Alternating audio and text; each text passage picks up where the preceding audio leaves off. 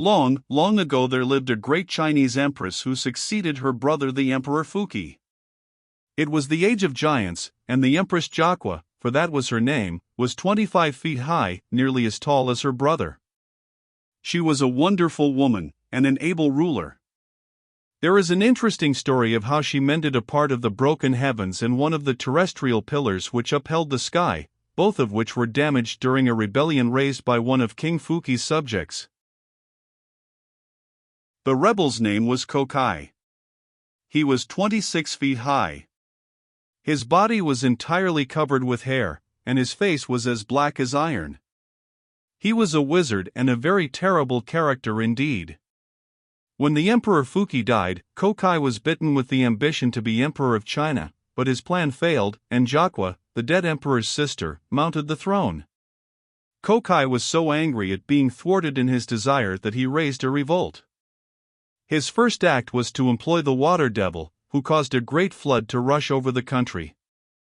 This swamped the poor people out of their homes, and when the Empress Jaqua saw the plight of her subjects, and knew it was Kokai's fault, she declared war against him. Now Jaqua, the Empress, had 2 young warriors called Hako and Ako, and the former she made general of the front forces. Hako was delighted that the Empress's choice should fall on him, and he prepared himself for battle. He took up the longest lance he could find and mounted a red horse, and was just about to set out when he heard someone galloping hard behind him and shouting, "Hako! Stop! The general of the front forces must be I." He looked back and saw Ako, his comrade, riding on a white horse, in the act of unsheathing a large sword to draw upon him. Hako's anger was kindled, and as he turned to face his rival he cried, "Insolent wretch! I have been appointed by the Empress to lead the front forces to battle. Do you dare to stop me?" "Yes," answered Ako. "I ought to lead the army. It is you who should follow me." At this bold reply Hako's anger burst from a spark into a flame. "Dare you answer me thus? Take that," and he lunged at him with his lance. But Ako moved quickly aside, and at the same time, raising his sword, he wounded the head of the general's horse. Obliged to dismount, Hako was about to rush at his antagonist, when Ako, as quick as lightning, tore from his breast the badge of commandership and galloped away. The action was so quick that Hako stood dazed, not knowing what to do. The Empress had been a spectator of the scene, and she could not but admire the quickness of the ambitious Ako, and in order to pacify the rivals she determined to appoint them both to the generalship of the front army. So Hako was made commander of the left wing of the front army, and Ako of the right. 100,000 soldiers followed them and marched to put down the rebel Kokai. Within a short time the 2 generals reached the castle where Kokai had fortified himself. When aware of their approach, the wizard said, "I will blow these 2 poor children away with one breath." He little thought how hard he would find the fight. With these words Kokai seized an iron rod and mounted a black horse, and rushed forth like an angry tiger to meet his 2 foes. As the 2 young warriors saw him tearing down upon them, they said to each other, "We must not let him escape alive," and they attacked him from the right and from the left with sword and with lance. But the all-powerful Kokai was not to be easily beaten. He whirled his iron rod round like a great water wheel, and for a long time they fought thus, neither side gaining nor losing.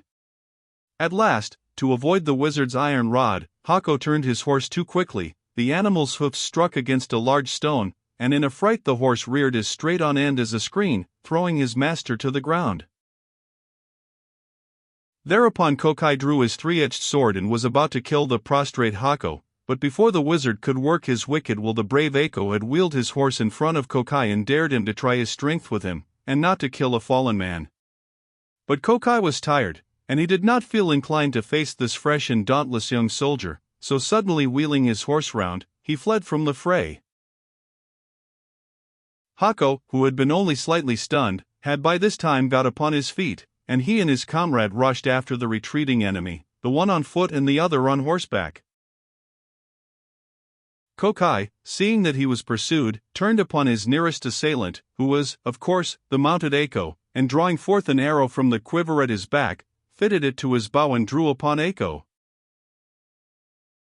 As quick as lightning the wary Eiko avoided the shaft, which only touched his helmet strings, and glancing off, fell harmless against Hako's coat of armor.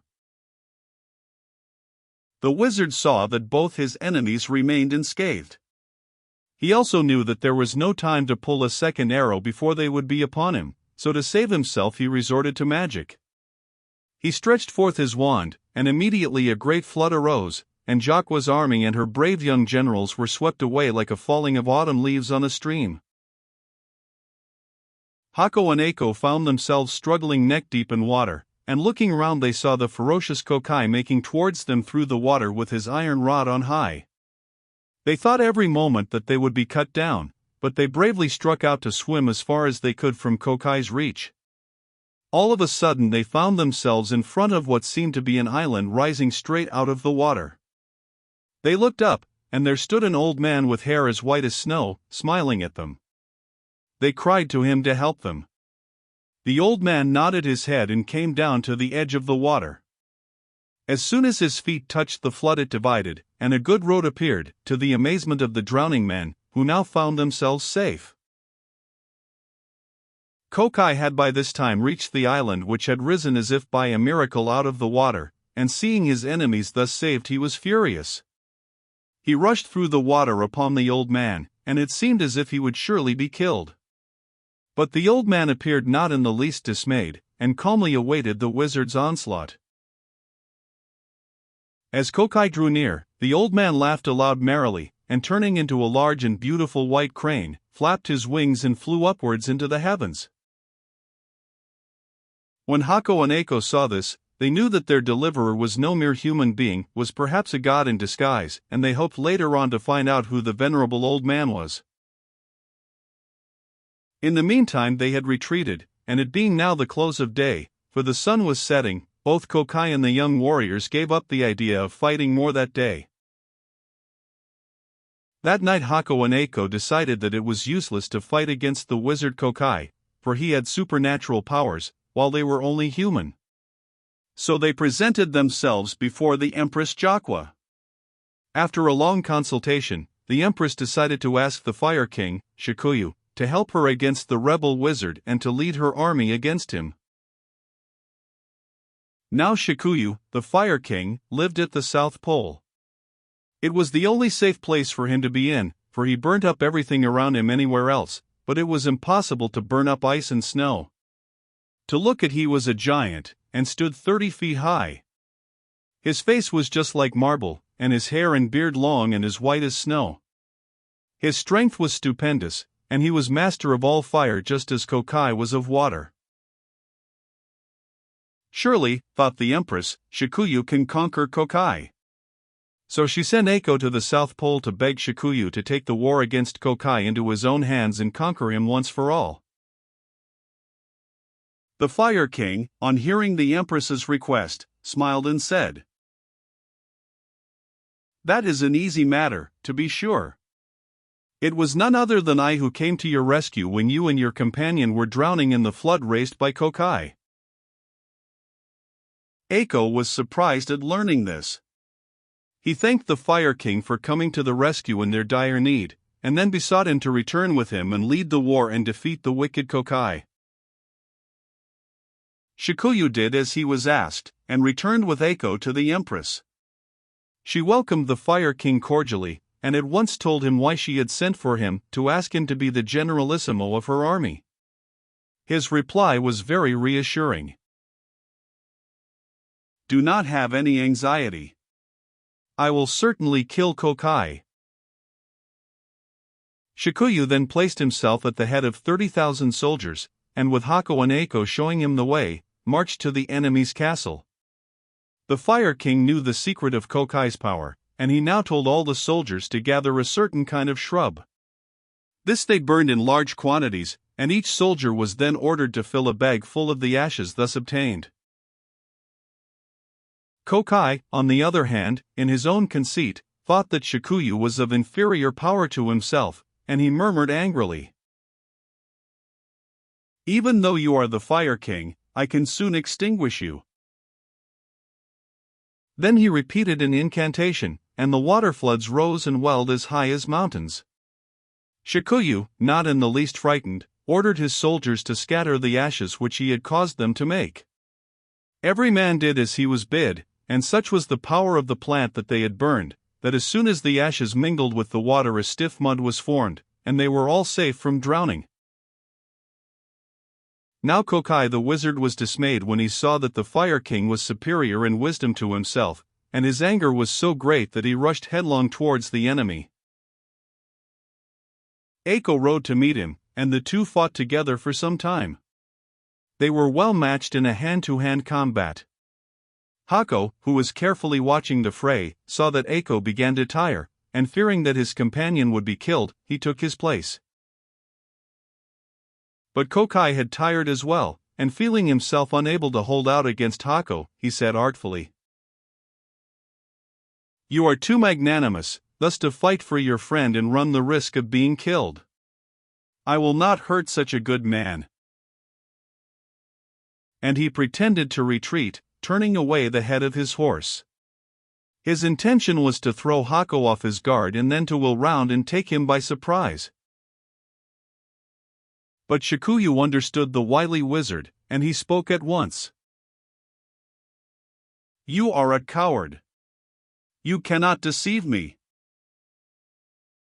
Saying this, the Fire King made a sign to the unwary Hako to attack him.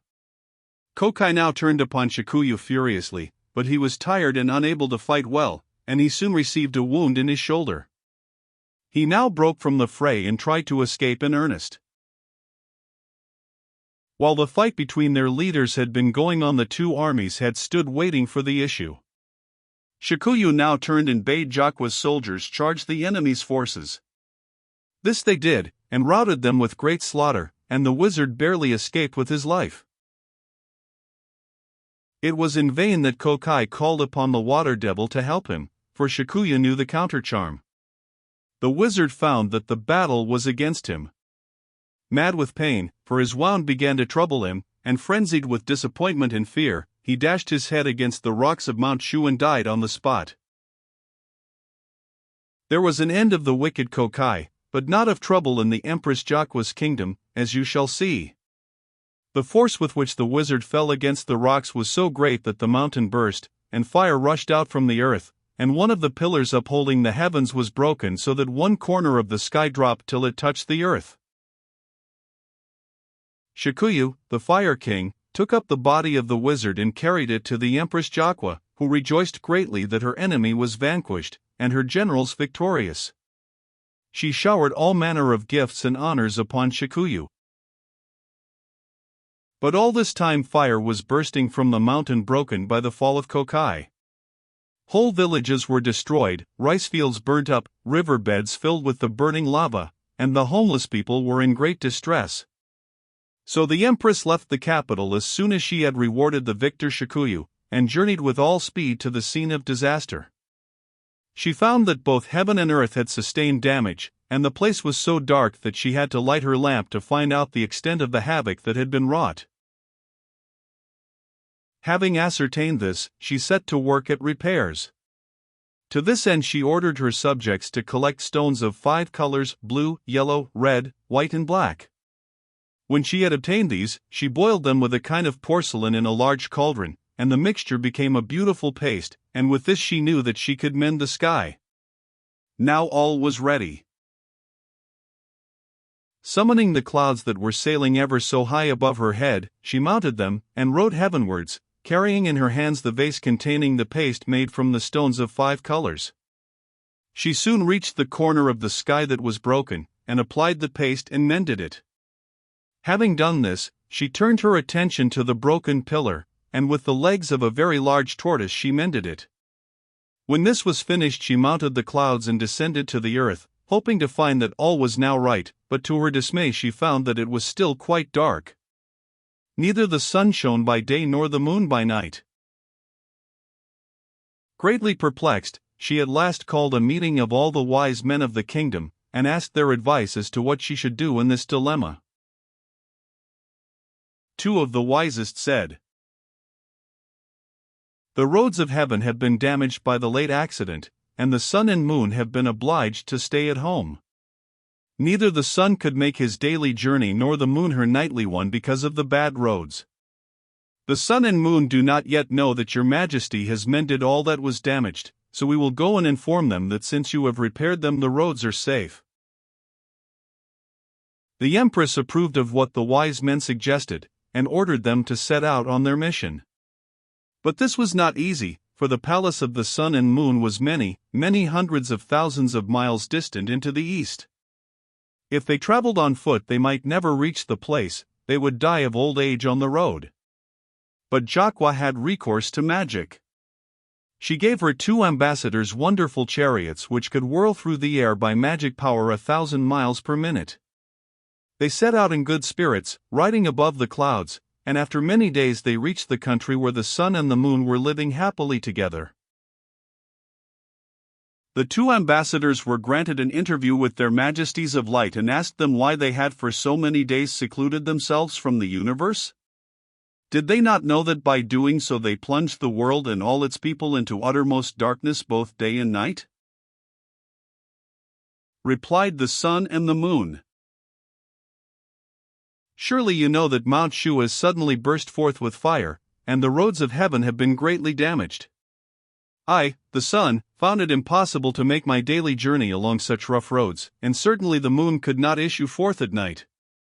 So we both retired into private life for a time." Then the two wise men bowed themselves to the ground and said, "Our Empress Jaqua has already repaired the roads with the wonderful stones of 5 colors, so we beg to assure your majesties that the roads are just as they were before the eruption took place." But the sun and the moon still hesitated, saying that they had heard that one of the pillars of heaven had been broken as well, and they feared that, even if the roads had been remade, it would still be dangerous for them to sally forth on their usual journeys. "You need have no anxiety about the broken pillar," said the two ambassadors. "Our empress restored it with the legs of a great tortoise, and it is as firm as ever it was." Then the sun and moon appeared satisfied, and they both set out to try the roads. They found that what the empress's deputies had told them was correct. After the examination of the heavenly roads, the sun and moon again gave light to the earth. All the people rejoiced greatly, and peace and prosperity were secured in China for a long time under the reign of the wise Empress Jaqua. The end.